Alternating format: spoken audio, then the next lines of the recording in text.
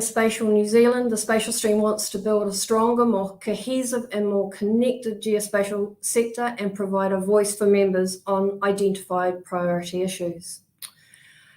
Please let us know of any other topics or subjects you would like to see a presentation on. Just let Jenny or the Spatial stream know.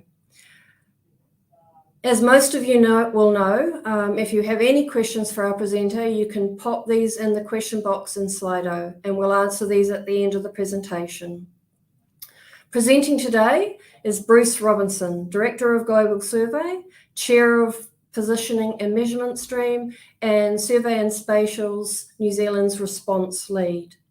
Bruce graduated with a Bachelor of Surveying in 1989 from Otago and has been working in the surveying and construction industry ever since, except for a stint working at London Zoo. Bruce obtained registration as a licensed cadastral surveyor in both South Africa and New Zealand. Bruce's current work focus is on reference station networks and style sheet development. Today, Bruce is presenting on Diagnosing Datums and Spatial Datasets. Over to you, Bruce. Thank you, Anya. Hopefully you can all see my screen all right. I thought I'd start off with a bit of a story.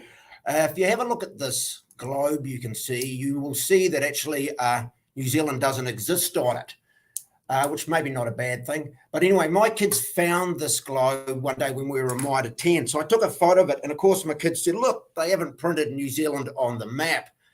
I said, well, hey, maybe that's not quite correct. Maybe they got their horizontal datum wrong and we're on another part of the globe. Or maybe they got their vertical datum wrong and actually it's beneath the water. And by then actually my kids had well moved on, and so probably so should I. But actually also looking at this, you may even think it could be a Met Service map of the last week of the country. So let's just move on to the next one. New Zealand rides the surf break between two tectonic plates. We all know we get thousands of earthquakes in New Zealand each year. Some of these, or most of these, are imperceivable, but they are there and it is going on in the background. And with this, New Zealand is actually slowly moving along by about 30 to 60 millimetres a year. The Pacific plate is moving to the west, southwest, about at the same rate your fingernails grow. And this Alpine fault zone is where a lot of our large earthquakes occur. Now, this is really quite important, and we'll come across this a little bit further as we go into it, but it's really quite important to have this as a bit of a background information to our datums. So New Zealand is essentially moving along. If we look at the Christchurch earthquake in specifics, it's quite interesting to have a look at the movement. These green arrows, which I hope you can see, are the horizontal movement. If you look to the north of Christchurch, it was sort of moving in the easterly direction. Then in the southern part of Christchurch was moving in the westerly direction. So it's a circular type motion. As well as, the circular type motion, the blue arrows indicate the vertical movement. And you can see there are some up arrows over here and there are some down arrows.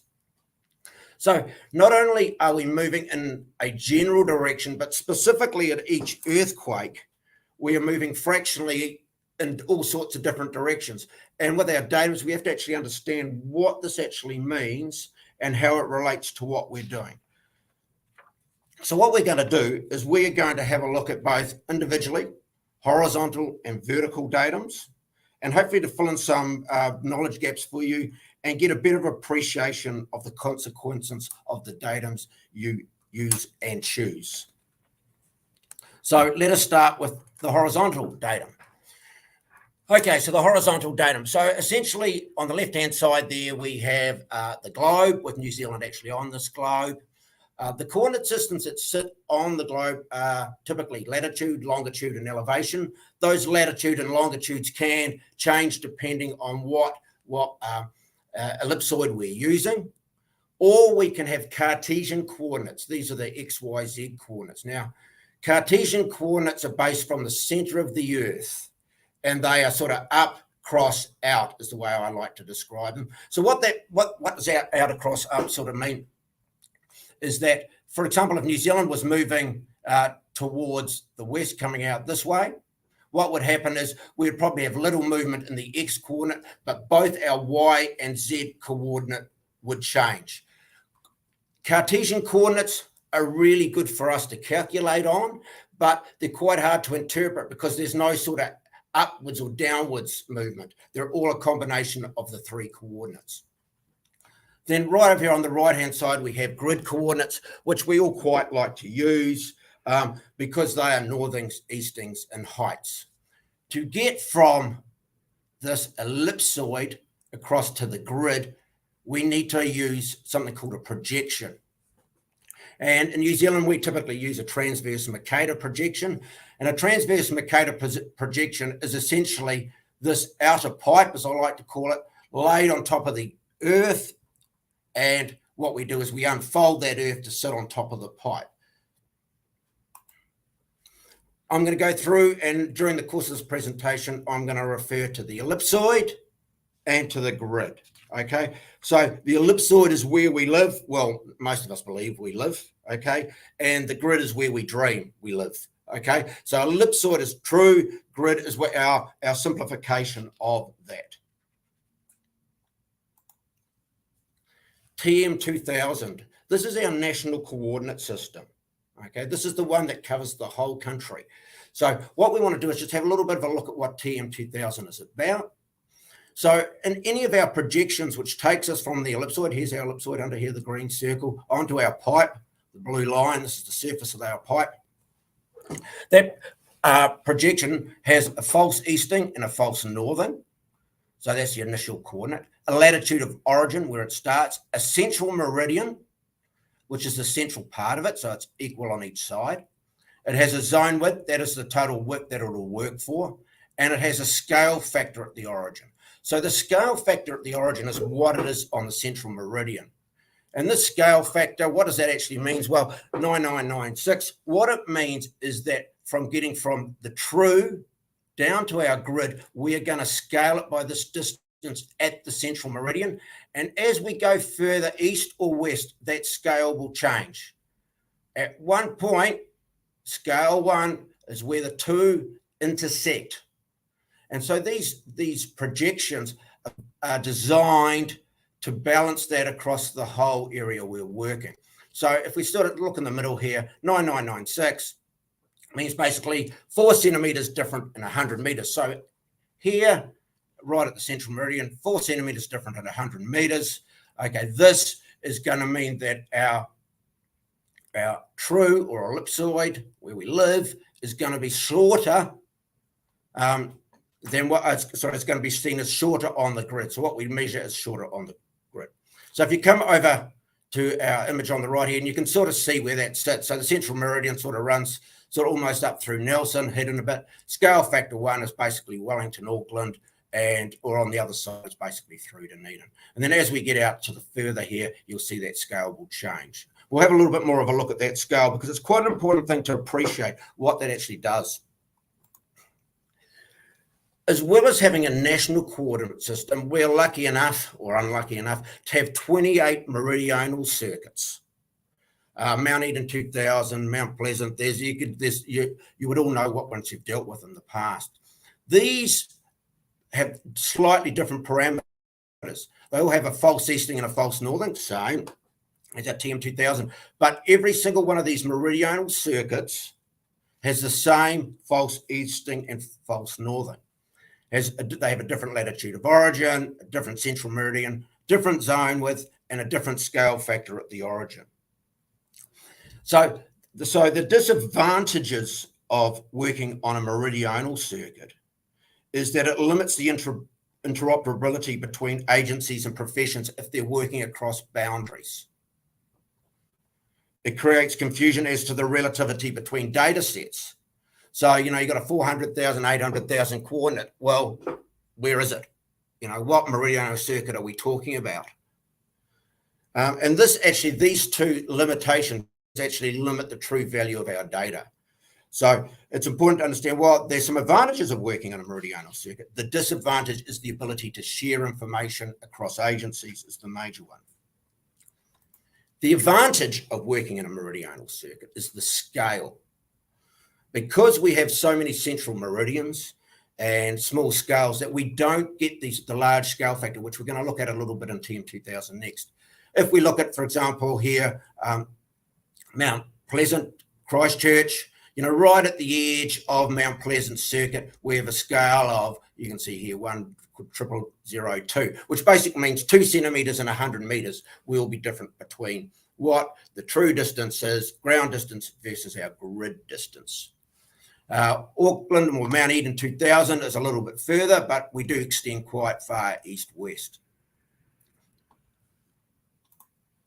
So if we look at now the TM2000 and scale, it's quite significant. So what I've done is I've taken a few random points across the country and looked at the scale of these. If we come down to Te Anau, which is pretty much at the extreme limit here, we have 13 centimetres of difference per 100 metres of scale. So if we, and so what our saying is our grid distance is longer than our ellipsoidal distance. So our dream distance is longer than our true distance. So if we're taking measurements from TM2000, we need to be assured that the measurements we are getting are the measurements we want.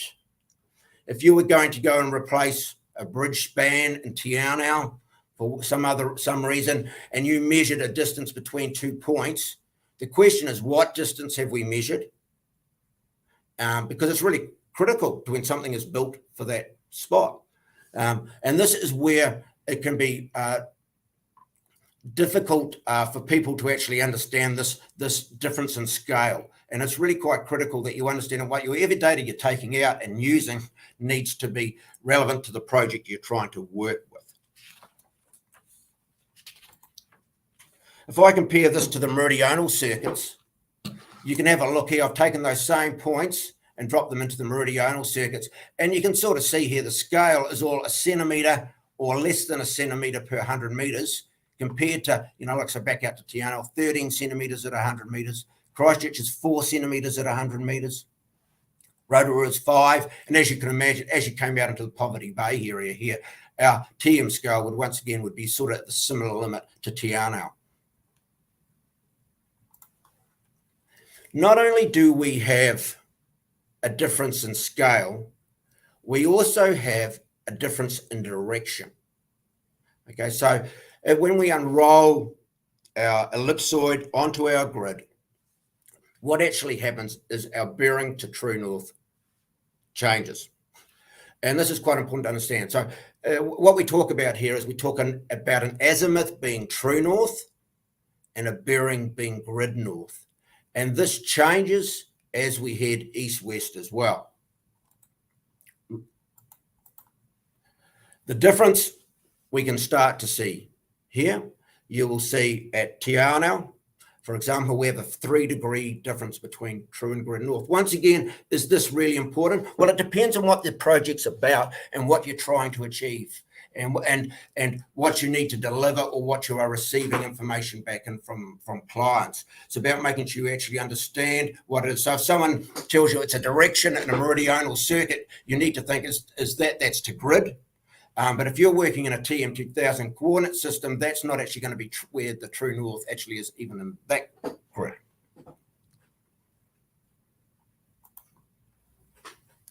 Right, bringing us back to earthquakes. For anybody who lives in Upper Hutt and has sort of been thinking that their commute time are getting a little bit quicker to Wellington over the past few years, they're probably right, because actually Wellington has moved 5 centimetres closer to the Hutt over the last 20 years. And it continues to get closer to the Upper Hutt, which some people may think is an advantage. But what New Zealand does, and I've actually taken the snip directly from the website, and it's very much the truth. The datum in New Zealand is to provide constant, unchanging coordinates. Even though New Zealand is moving, our coordinates are always backdated to the year 2000.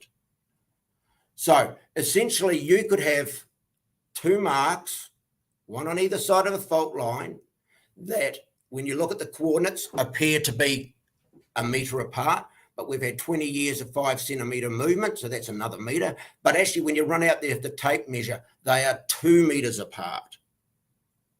So this is quite important to understand. So this is where this whole earthquake comes into our datum. And we need to be aware that our coordinates are datum 2000 coordinates. And so actually the time when coordinates were created is also quite important to understand. So we can once again know that when we connect to different parts of the country, we're understanding what we're actually seeing and what it actually means.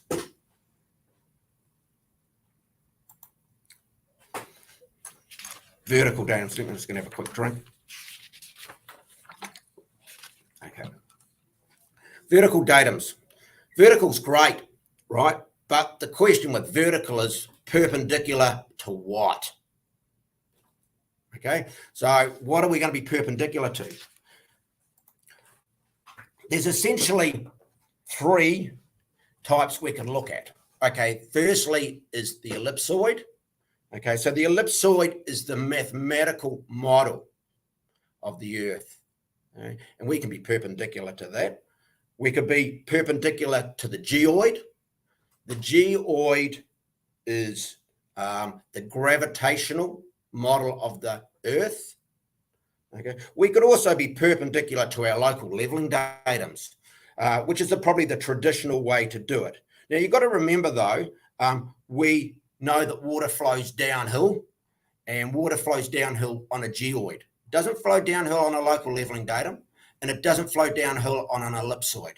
And it's really important to understand that because local datum heights are very reliant on levelling and marks that have been levelled from. And with all our individual little bits of movements are going on with the earthquakes, that these are actually no longer reliable because they're changing all the time. The geoid, the gravity field, which Lynn's measured very accurately for us, is the one we need to be relying on. Because with the geoid, even after the Kaikoura earthquake, they went and remeasured the change in the gravity field down there, and it's changed insignificantly that you would see it. So we can very much rely on geoid or gravity as our heighting datum. So not ellipsoidal or local datum heights. So what are they? Essentially, what are they? So if we look at our local levelling datums, the ones that you're probably used to seeing are things like One Tree Point, Auckland, Motoriki, Lyttelton, Nelson, Dunedin Bluff. It goes on and on. There are a multitude of them. Okay, gravitational datum is vertical datum 16. So really for anything that we're referencing for heights, we should always be using vertical datum 16. And I'll explain a little bit more why we're on the next slide. The mathematical datums, or the ellipsoidal ones, I should say, the GRS 1980, WGS 1984, and there's a numerous ones of those as well. We do know very accurately the separation between the geoid and the ellipsoid because when with our gravity measurements that Lynn's run, they were able to calculate those separation values. And because GNSS measures on the mathematical datum, we can convert from GNSS to gravitational. And that's really important because we have a geoid file essentially which knows these differences or this separation. So it allows us to calculate, so you don't have to have a gravitational device to go and do your leveling. We can actually calculate from measurements this geoid. So, like I say, mathematical, GNSS based is not the option for our ellipsoidal height. We don't want to use regional because this is subject to land movement, and to be fair, it's not maintained either. So how good is the height? Well, it's as good as you think it is. Geoid is very easy to measure, okay?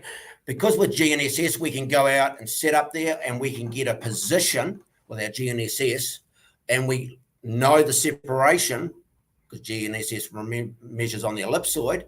Because we know that separation, we can get an accurate geoid height. So even in an event like an earthquake, landslip, any sort of movement we want, we can go out there and we can actually measure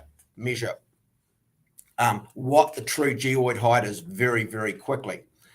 It's important to note that none of these heights are sea level heights. And what is sea level?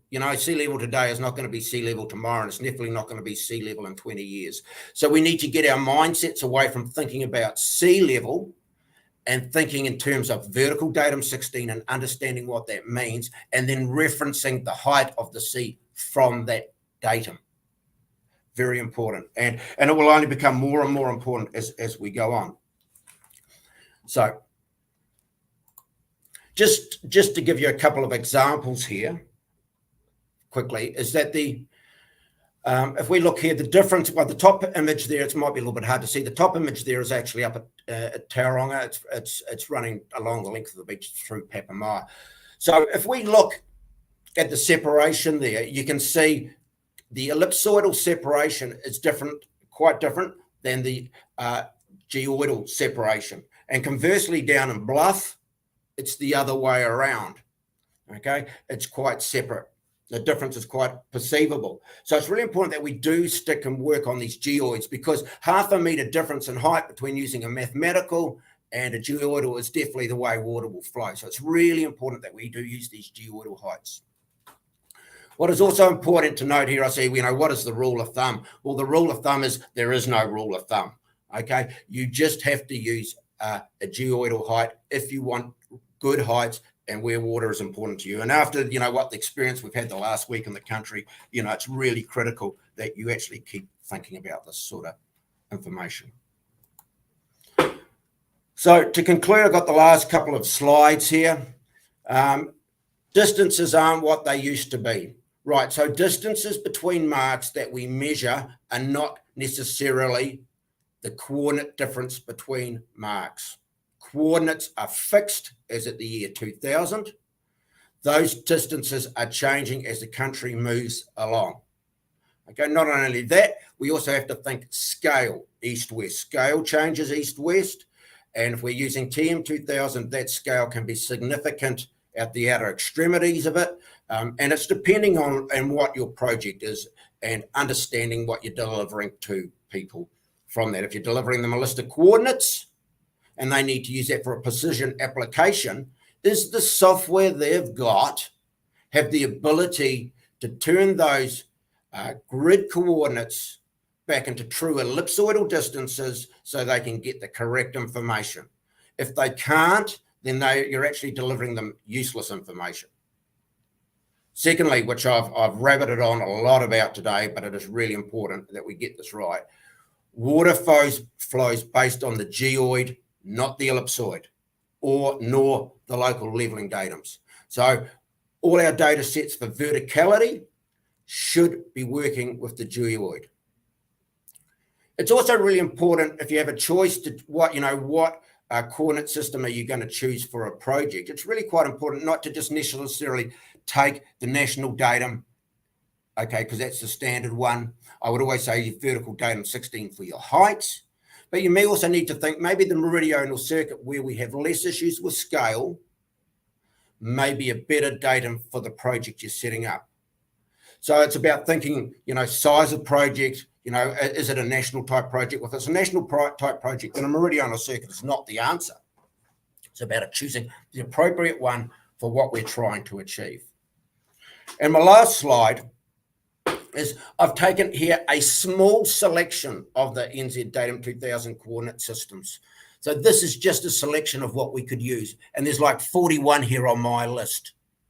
And there are more, because I haven't even chosen the local regional leveling datums like Napier City and other places which have their own vertical datums. It's really important that, whatever project you're working on, you are aware of what datums are involved and the limitations of those datums, and not just take the information you get from that as to be what you want it to be. So you need to look at it. And in New Zealand, I tend to think we're actually unlucky to have so many different datums. If we just had one, then it would be very simple. But we live in a very complex environment, and therefore to deal with that complexity of earthquakes and shift, we have to do things slightly differently. So thank you. That's my presentation. If you've got any questions, I'd be happy to hear them. Thank you so much, Bruce. That's so enlightening. The way you presented this differences and what's the purpose of the different datums for our projects and purposes in diagnosing our spatial data sets. I'm Hasmin Calyosatar, and I'm the spatial stream chair. And I just would like to read a few questions here that came through from the Slido. The first one, Bruce, is, aren't the geoid separations only at a 1 kilometer interval? How good are they in between? You want me to Okay, so, repeat that? so yes, that's a good question. So the first thing is it is a model, right? So it's a geoid model. So it's not precise at every point, but the separation between them, I think, from my memory here, I'd have to look, is they're at a minute of arc, latitude and long arc, and that separation is actually, well, can refine it and make it better, but that is actually seems to be good enough for what we intend to do now. It's definitely better than using a local leveling height between marks, definitely. So I'm not sure if that answers the question, but yes, it seems to be good enough. From all my experience of people's data sets, yes. Mm. If the person who had asked that question has a follow-up question, just pop that in. And if there are any other questions, please put that as well in the Slido. So the second question, Bruce, is, do you have any suggestions on best approaches for converting epoch 2000 coordinates to present day? For example, how to apply the formation model to geodetic database coordinates to bring them into present day epoch. Yep. Okay. So that's another great question. So the best thing is to work with the LINs to do that. They'll definitely help you. But they do have Python scripts, so you can use those Python scripts to actually do that. There is also an online converter, an online tool that you can use to do conversion, but you wouldn't be doing, hundreds or thousands of points there. You would probably be just doing ones and twos. And that's what, for most of my personal applications, that's the tool I would use. But like I say, actually, the deformation model, we haven't talked about the deformation model at all, but the deformation model is a grid of grids. It's how we do to move our coordinates from where they are in the current epoch back to the year 2000.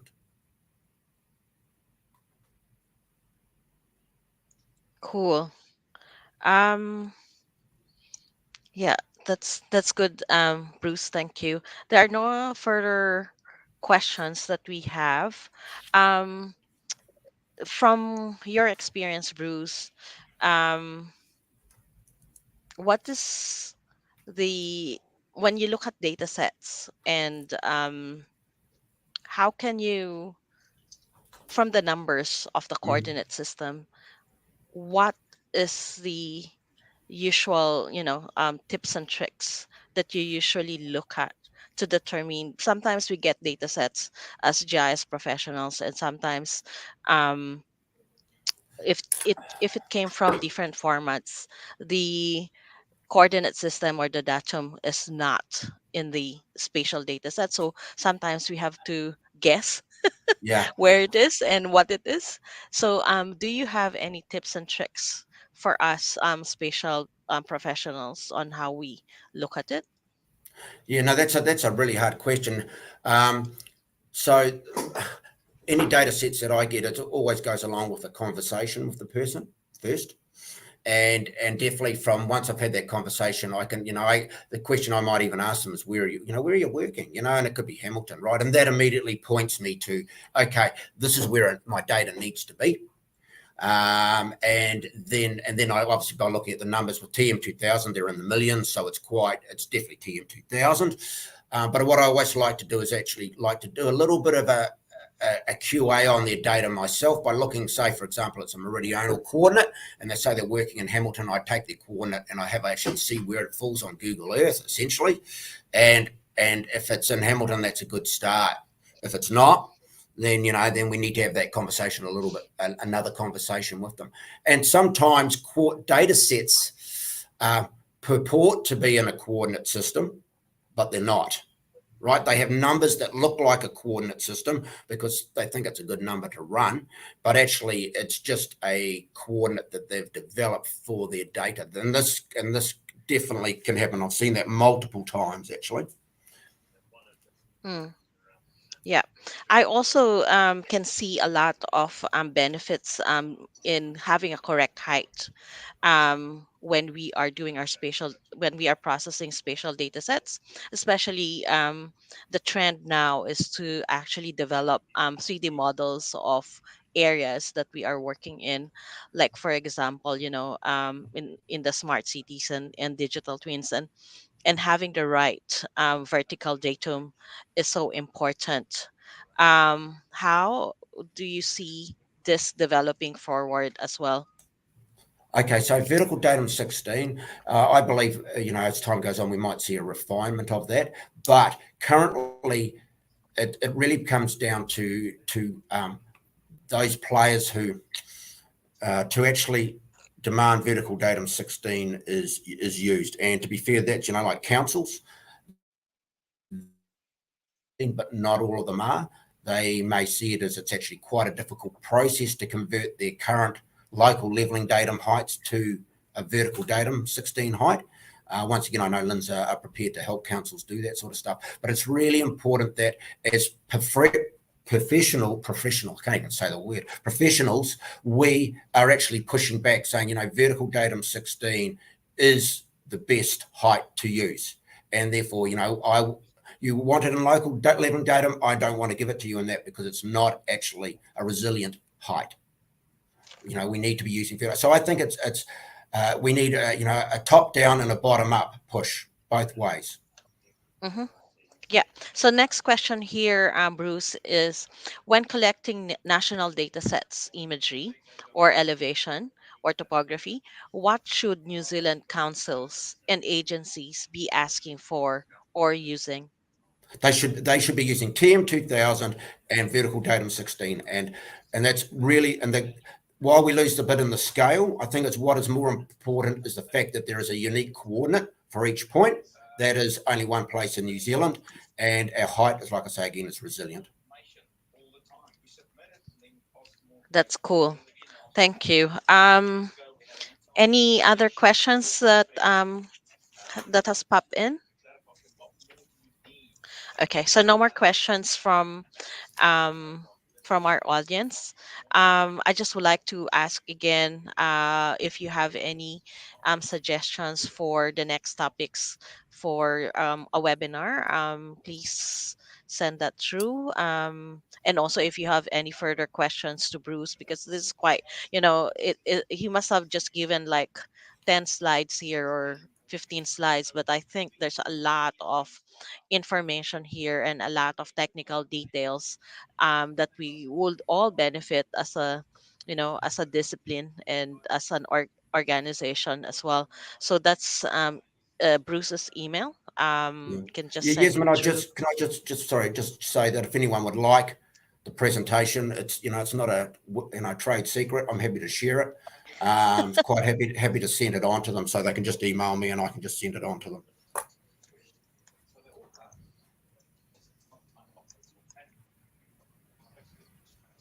Yeah. Okay.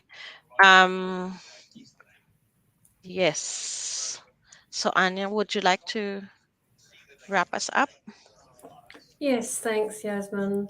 Many thanks, Bruce. I mean, it always boggles my mind trying to get my head around datums and transformations, and a lot of what you said really gave me pause for thought in some of my practices. I need to, take a little bit more care with the way I process things. So I really do thank you for it. Very insightful.